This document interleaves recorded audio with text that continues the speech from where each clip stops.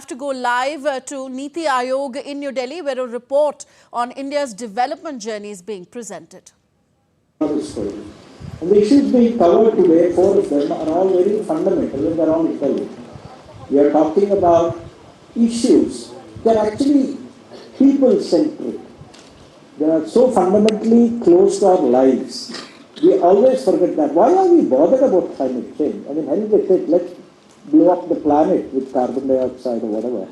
It's not because in itself it is good or bad. It's bad or good to human beings. And that's how we come to that.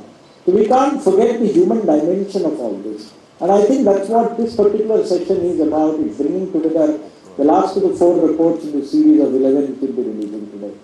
It covers the social sector. What is the social aspect of this transition if you want to go for net zero? How are human beings' lives going to be affected? That's number one. 2, in a country of India's composition or economy, where half the workforce is actually dependent on agriculture and related activities, what is the impact of transition on these people? That's 50%. And agriculture is a significant contributor, not just in Indian context, but global context to emissions. So how do we handle that? I mean, it's almost like something people just want to avoid even talking about it in this context. They think, oh, there will be something happening there if you raise that issue. But if you don't raise that issue, you never solve the problem, and then it will hit you worse. The other 2 issues are also buildings where we live and work, and about waste is what we generate. All of them are closely linked to the net zero goals which we have laid out. Now, let's go into each aspect quickly before the presenter gives you a more detailed thing. Let's talk about buildings. As we said, this country is planning to go from 4 trillion to 30 trillion by 2047 and be even larger by 2070. We want to be net zero by 2070. What does it mean? In the morning we spoke about huge jump in consumption of stuff which is produced in industry. There is also going to be a huge growth in space which we occupy, and that is buildings. It could be office, commercial or residential. All of that will grow, and grow in a magnitude which we have not seen in the past. The model estimates that almost 5/6 of India's space, 85%, is not yet built. So that is 86% of India of 2070, the buildings have yet to be built.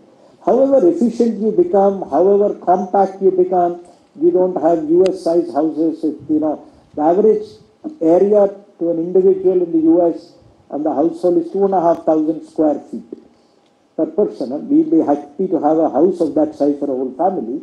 These are numbers which are known. Even if you economize and all that, there will be an explosion in housing in the country. There will be an explosion in commercial space in the country. So how does it impact us? A, being in a hot country, the cooling load will go up. Air conditioning ownership is in single digits right now, less than 10%. It will go almost 80%, 85%. That's a huge jump in cooling load, which will again translate onto your energy system. And it could be commercial or residential, this demand will be there. So we need to tackle that. And there are solutions available. You can go for more efficient appliances, you can have better building design, you can have better building materials, you have better construction technologies, better styles, you use better materials. But we must remember one thing. I keep saying, Viksit Bharat 2047. 90% of the workforce of Viksit Bharat in 2047 is already born. Because somebody born today is going to be 21 years in 2047. So the workforce of 2047 is already around us. And if we don't invest in them now, what kind of a workforce are we? We're not going to invest in a workforce of 2047 and 2046. Similarly, the buildings of 2070 are buildings which are going to be locked into very soon. And you are not going to pull down all these buildings because you don't like them, because they don't meet your net zero goals.